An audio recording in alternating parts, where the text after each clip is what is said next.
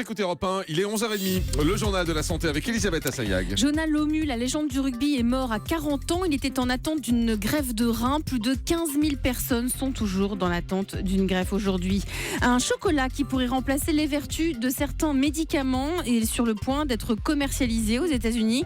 Et puis, on vous racontera l'histoire de cette Américaine âgée de 47 ans et qui apprend qu'elle est enceinte 1 heure avant d'accoucher. Et tout d'abord donc Jonah Lomu, qui est légende du rugby, qui est mort à 40 ans. Il était en attente d'une greffe de rein. Et comme lui en France, 257 personnes inscrites sur liste d'attente sont décédées en 2014. Jonah Lomu est décédé d'un arrêt cardiaque. Après une vie d'exception, l'ancien ailier néo-zélandais s'est fait remarquer par son physique hors norme quand il avait à peine 19 ans. Mais malheureusement, il a dû vite freiner sa carrière à cause d'une maladie génétique rénale rare. En 2004, il subit une transplantation rénale. Un ami présentateur de radio est à l'origine de ce don vivant qui est alors très limité en France. Alors justement, en France, quand est-ce que l'on peut donner son rein ? Écoutez les explications de Yvan Nicaillé, présidente de l'association Rénalo, avec nos confrères de pourquoidocteur.fr. Aujourd'hui, on peut donner un rein à un proche dans un contexte assez large, puisqu'on peut donner un rein à un ami sans liens familiaux. Il faut justifier de 2 années de relations étroites et stables, de relations amicales. Donc, beaucoup de barrières législatives ont été levées par la loi de bioéthique de 2011. Néanmoins, il y a encore un défaut d'information à la fois du grand public, des patients atteints de maladies rénales, puis également probablement encore une volonté politique et médicale qui reste insuffisante pour développer ce type de greffe comme elle le devrait et comme elle l'est dans d'autres pays. Une société américaine vient de mettre au point un chocolat aux nombreuses vertus thérapeutiques. Il s'agit d'une entreprise installée à Boston qui a créé un chocolat noir un peu particulier. Les chercheurs ont réussi à isoler et supprimer l'amertume du cacao grâce à une plante médicinale péruvienne. Cela permet de ne pas ajouter de sucre et du coup le goût du cacao pur devient beaucoup plus agréable au goût.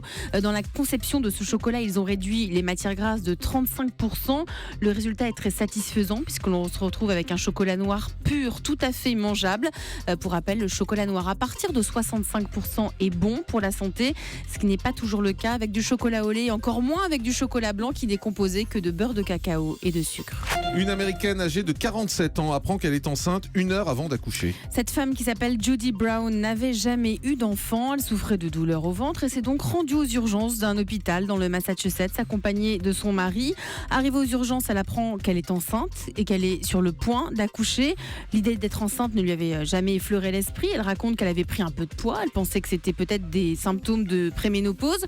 1 heure après avoir appris sa grossesse, elle a donné naissance à une petite Caroline Rose.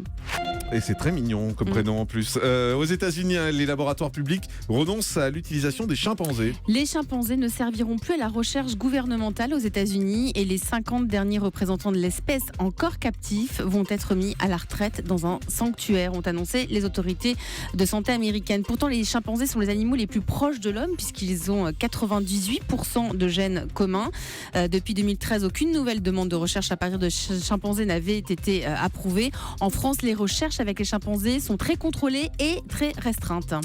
Un médecin a été suspendu à cause d'une fausse déclaration de vaccination. C'est un médecin pédiatre tourangeau qui est soupçonné d'avoir fait une fausse déclaration de vaccination contre le tétanos, d'après l'agence régionale de santé du Centre Val-de-Loire. On en est arrivé là parce qu'un enfant âgé de 9 ans atteint du tétanos et qui vit dans l'agglomération de Tours, l'été dernier, s'est retrouvé dans un état très grave et il a fallu une prise en charge hospitalière spécialisée pendant 2 mois. Aujourd'hui, l'enfant va mieux, mais en enquêtant, on s'est aperçu que cet enfant n'était pas vacciné contre le tétanos, contrairement à ce que ce médecin avait indiqué sur le carnet de santé. Allez, on termine avec le chiffre du jour. 20 minutes de méditation par jour permet d'améliorer la prise en charge de la douleur.